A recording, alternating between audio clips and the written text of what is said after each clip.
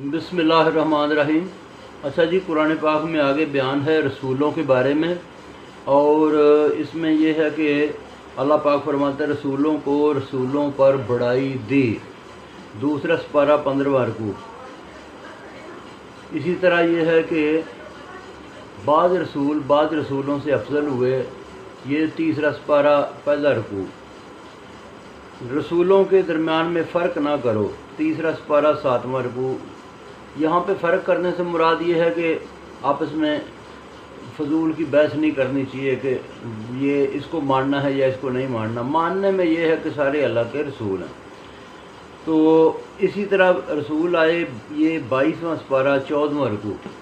तो अल्लाह तबारक व तआला फरमाता है कि बाद जो है ना ऐसे रसूल थे जिनके साथ अल्लाह ताला ने कलाम किया, जिनके साथ कलाम किया जाता है उनको एक ये भी अल्लाह ताला का एक फ़ज़ल होता है उस रसूल के ऊपर, और बाकी रसूल उसको मुबारकबाद देते हैं कि आपकी अल्लाह से मुलाकात हुई, बात हुई। इसी तरह से कुछ रसूल जो है ना वो कुछ इलाके के लिए आए, वो ज़्यादा लंबा चौड़ा इलाका नहीं, किसी एक ख़ास इलाके के लिए। आखिरी रसूल पाक सल्लल्लाहु अलैहि वसल्लम पूरी इंसानियत के लिए आए। तो इस तरह से भी एक बड़ाई अल्लाह ताला की तरफ से दी जाती है, बुजुर्गी दी जाती है। इसके अलावा जितनी किताबें आईं तो उसमें जो है ना वो हज़रत मूसा के ऊपर तौरात आई, हज़रत दाऊद अलैहिस्सलाम के ऊपर ज़बूर आई, हज़रत ईसा पे अंजील आई, नबी पाक सल्लल्लाहु अलैहि वसल्लम पे कुरान मजीद आया।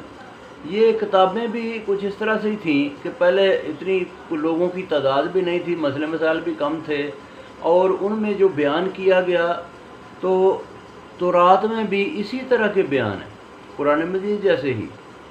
उसके बाद ज़बूर में भी इसी तरह के बयान हैं, जो अंजील है उसमें भी इसी तरह के बयान हैं। आप समझ लें कि जैसे 100 में से समझ लें कि जी 40% जो है ना ये तौरात थी, 100 में से आगे समझ लें कि जी तकरीबन जब आगे ज़बूर आई तो 60% हो गया, अंजील आई 80% हो गया, कुरान पाक आया तो 100% बयान मुकम्मल हो गया। तो जिसने कुरान मजीद पढ़ लिया वो ये समझ ले कि मैंने तौरात भी पढ़ ली, मैंने ज़बूर भी पढ़ ली, मैंने अंजील भी पढ़ ली। तो सबसे जामे किताब जो है ना वो कुरान मजीद है। बयान इसी तरह के हैं बाकी किताबों के बीच में भी। तो इस तरह से भी एक रसूल की बड़ाई अल्लाह ताला ने जो है ना वो बयान फरमाई।